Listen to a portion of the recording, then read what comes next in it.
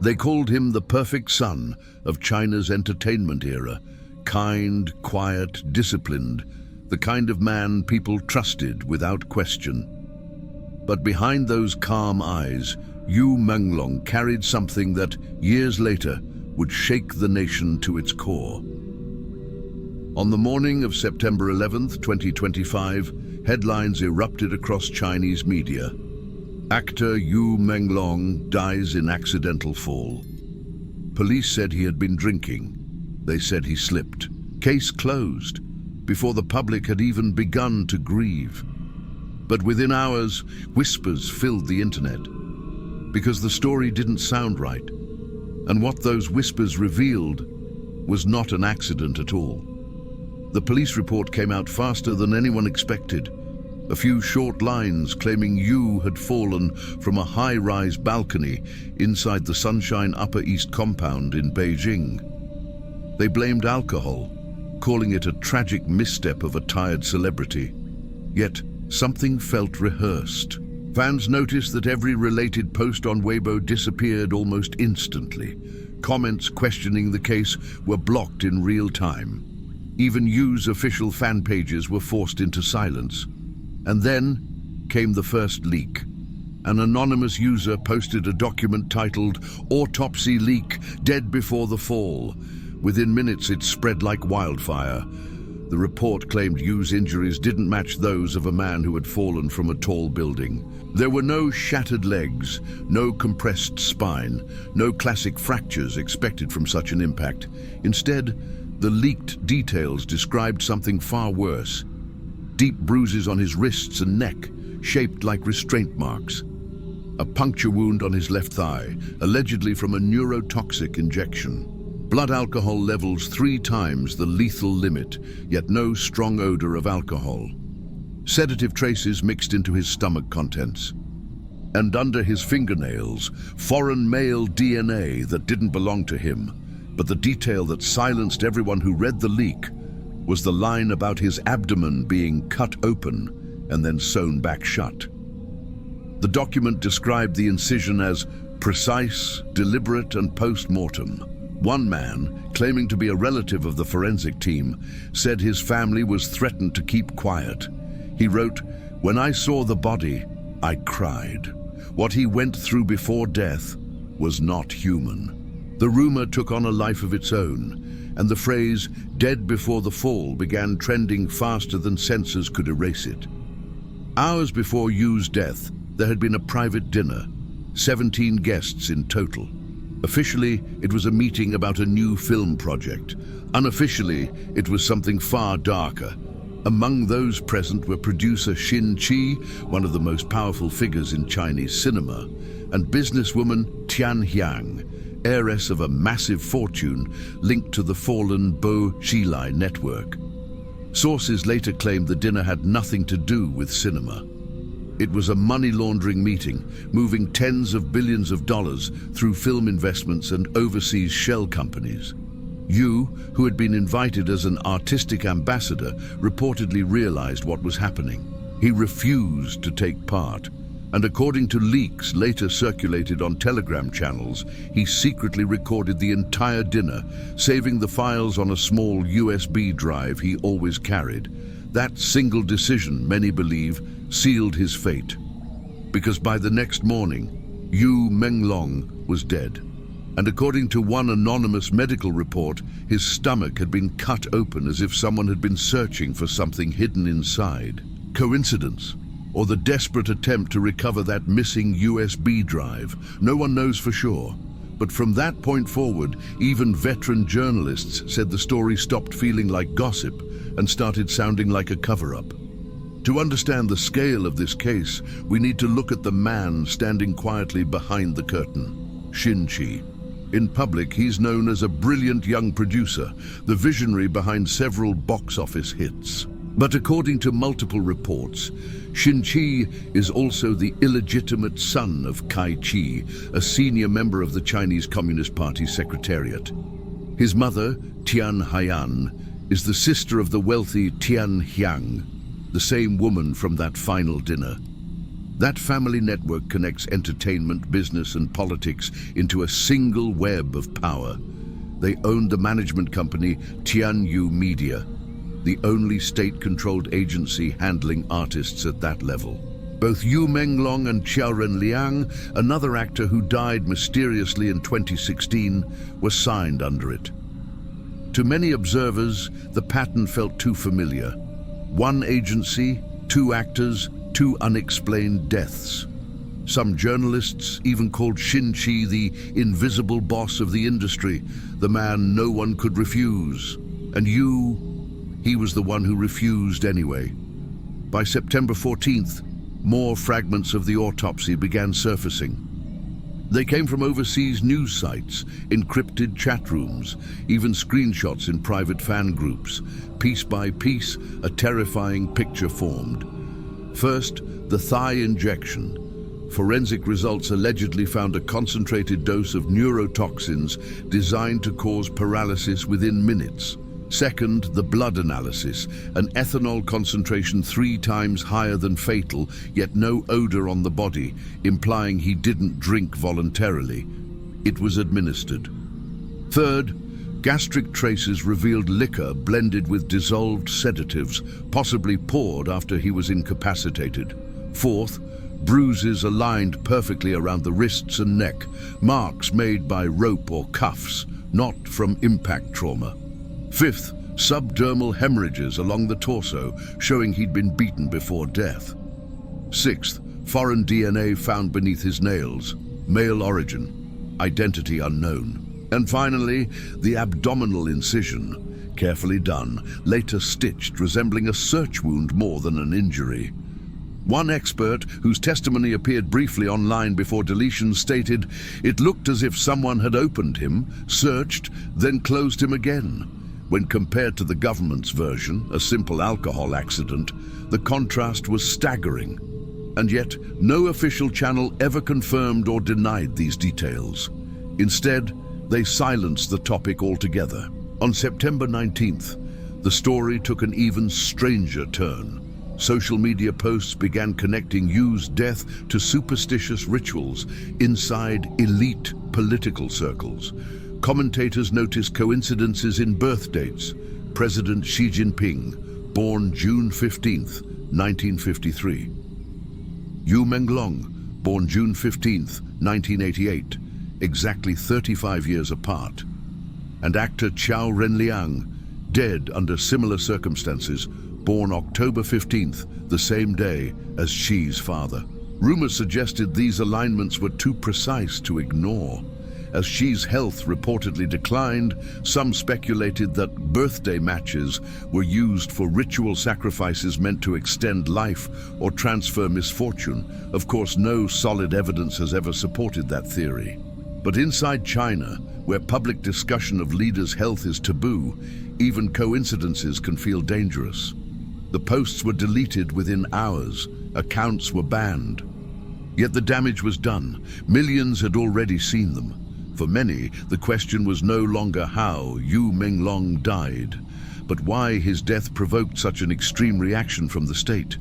By September 20th, the censorship machine was in full motion. The Cyberspace Administration of China issued direct orders to major platforms, accusing them of spreading harmful gossip.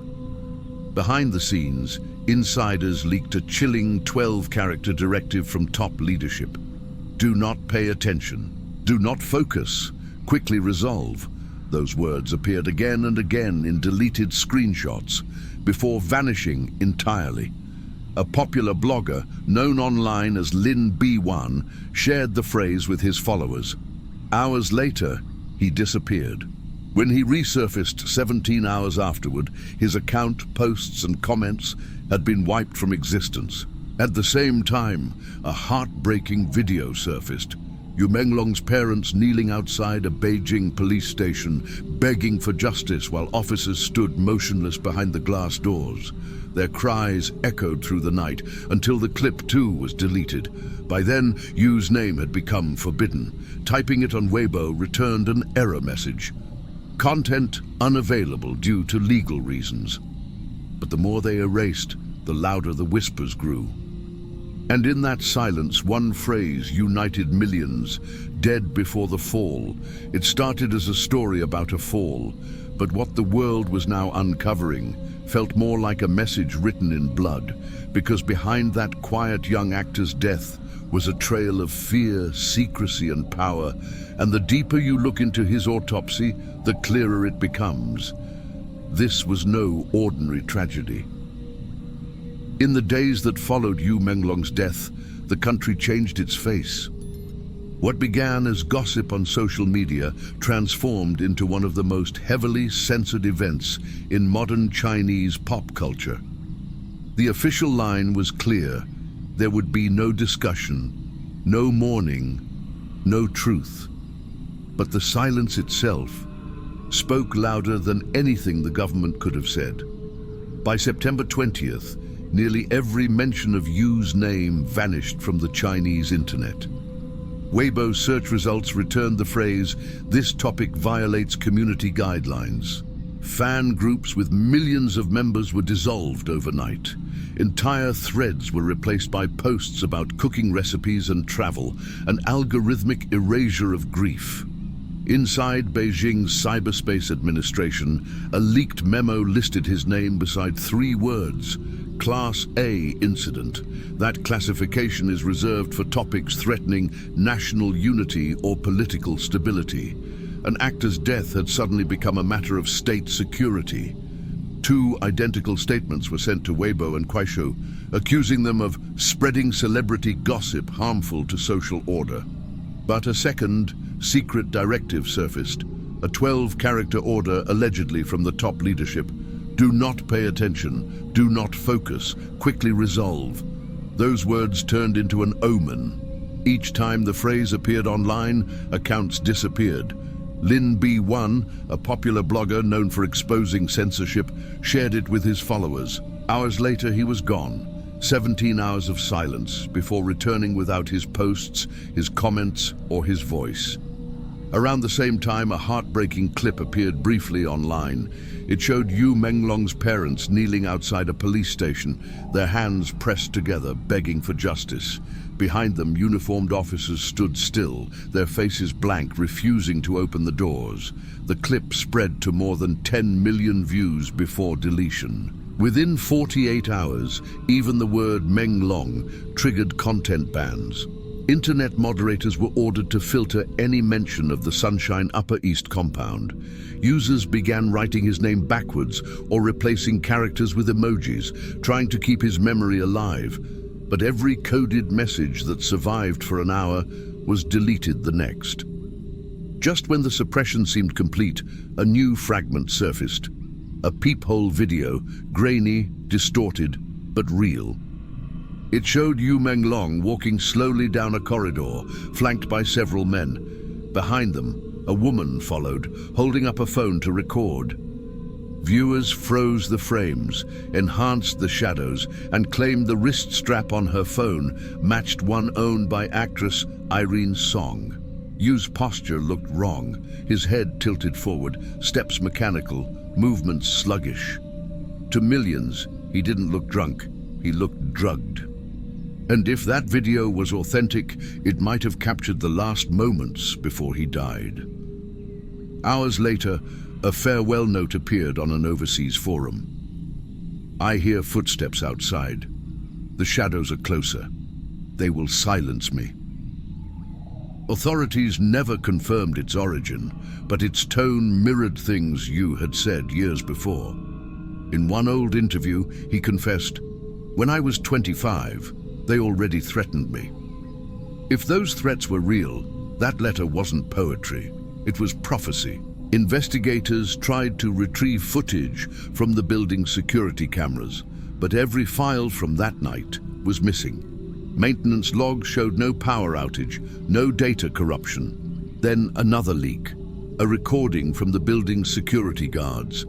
In it, they whispered that the property management company belonged to Shin-Chi's family, the same producer accused of manipulating artists. Even the real estate developer behind the Sunshine Upper East compound was allegedly part of the same network. If true, that would explain everything: why there was no video, why the police never released footage, and why no witnesses came forward. Some guards also claimed signal jamming equipment had been used that night, cutting phone service for residents. People tried to call the police, but their phones displayed no network. By then, it wasn't just about one actor's death. It was about how deep the control went, from the morgue to the media, from social networks to the streets themselves. The official autopsy was never published. The family was told they would receive the body only after signing a confidentiality agreement. Yu's ashes were delivered under police escort, in silence.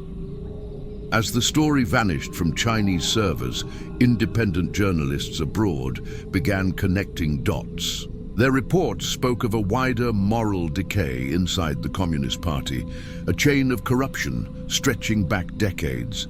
They described an internal culture where money, influence, and desire intertwine, where politicians maintained secret harems of singers and actresses, where generals in the People's Liberation Army rewarded subordinates with women instead of medals.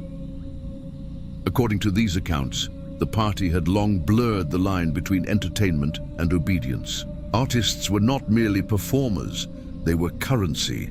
Under this lens, Yu Menglong's story became symbolic. He was the artist who refused to play by the hidden rules. He turned down invitations, ignored advances, and avoided private banquets disguised as business meetings. And in doing so, he embarrassed the wrong people.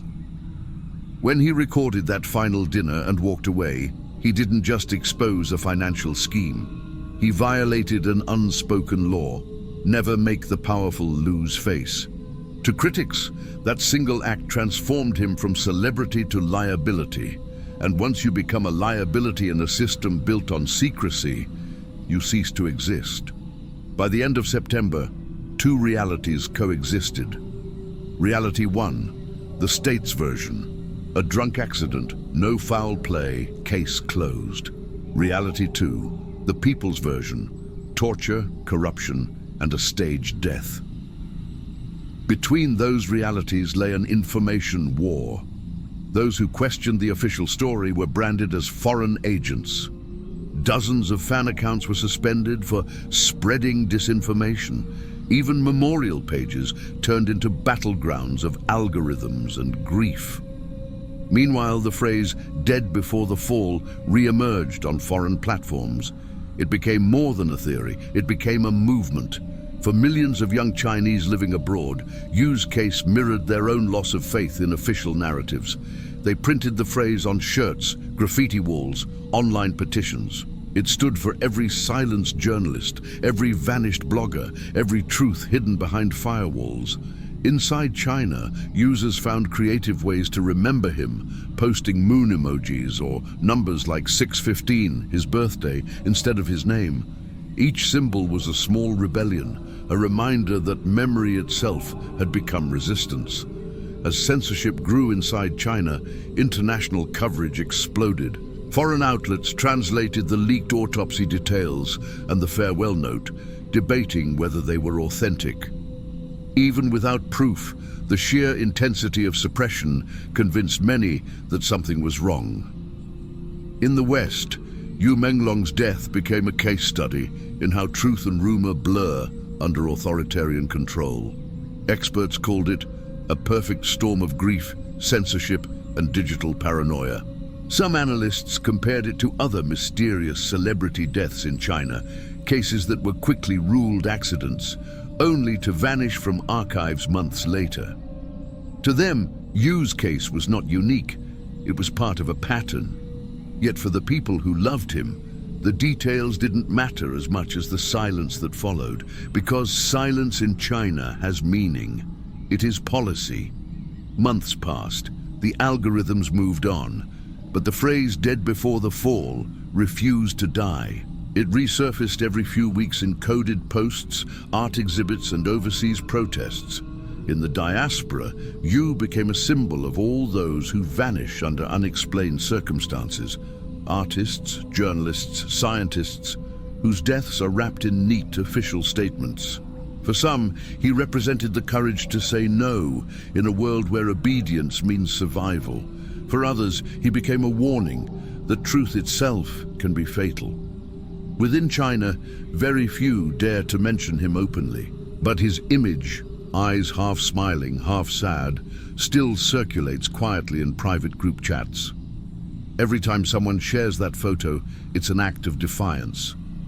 Because remembering him is remembering what was done to him. In the end, Yu Menglong was cremated in a closed ceremony. No full autopsy report was ever released, no investigation reopened, no arrests made. Officially, the cause of death remains accidental fall due to alcohol intoxication. But unofficially, his story continues to haunt millions because the details, those bruises, the injection mark, the cut abdomen, refuse to fade. They live on in screenshots, whispers, and memories that the state cannot erase. When you strip away the politics, what remains is something deeply human. A young man who may have stood against power, a family begging for truth, and a nation learning that silence can kill more effectively than bullets. Whether Yu Menglong died by accident or by design may never be proven, but one fact is undeniable. His story exposed the fragile boundary between truth and fear. Because when a single actor's death can shake an empire, you realize that the empire itself is built on silence, and sometimes silence is the loudest evidence of all.